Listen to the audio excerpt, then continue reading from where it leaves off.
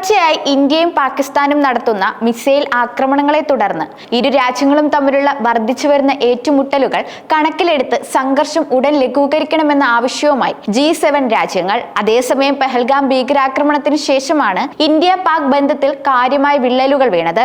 നിലവിൽ അതിർത്തിയിൽ ഉൾപ്പെടെ യുദ്ധസമാന സാഹചര്യമാണുള്ളത്. അപ്രതീക്ഷിതമായാണ് ജമ്മു കാശ്മീരിലെ പെഹൽഗാമിൽ തീവ്രവാദ ആക്രമണം ഉണ്ടായത്. ഏപ്രിൽ 22-ന് നടന്ന ഭീകരാക്രമണത്തിൽ 26 പേർക്കാണ് ജീവൻ നഷ്ടമായത്.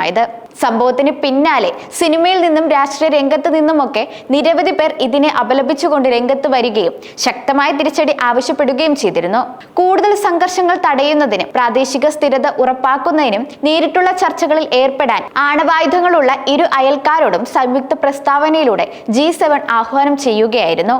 സംഘർഷം രൂക്ഷമായ പശ്ചാത്തലത്തിലാണ് G7 രാജ്യങ്ങൾ ഉൾപ്പെടെ പ്രശ്നത്തിൽ ഇടപെടുന്നത്. പാകിസ്ഥാനും ഇന്ത്യയും ചർച്ചയിലൂടെ പ്രശ്നപരിഹാരം കണ്ടെത്തണമെന്നാണ് G7 ആവശ്യപ്പെടുന്നത്. Canada, France, Germany, Italy, Japan, United Kingdom, American ഐക്യനാടുകൾ എന്നീ രാജ്യങ്ങളിലെ G7 വിദേശകാര്യ മന്ത്രിമാരായ തങ്ങളും യൂറോപ്യൻ യൂണിയന്റെ ഉന്നത പ്രതിനിധിയും ഏപ്രിൽ 22-ന് പെഹൽഗാമിൽ നടന്ന ഭീകരാക്രമണത്തെ ശക്തമായി അപലപിക്കുകയും ഇന്ത്യയും പാകിസ്ഥാനും പരമാവധി സംയമനം പാലിക്കണമെന്ന് അഭ്യർത്ഥിക്കുകയും ചെയ്യുന്നുവെന്നാണ് G7 പങ്കുവച്ച പ്രസ്താവനയിൽ പറയുന്നത്.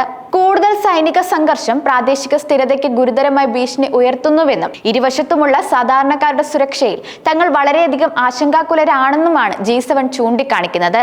പെഹൽഗാം ഭീകരാക്രമണത്തെ അപലപിച്ച G7 ഇക്കാര്യത്തിൽ ഉടൻ പ്രശ്നപരിഹാരം ഉണ്ടാവണമെന്നാണ് ആവശ്യപ്പെടുന്നത്.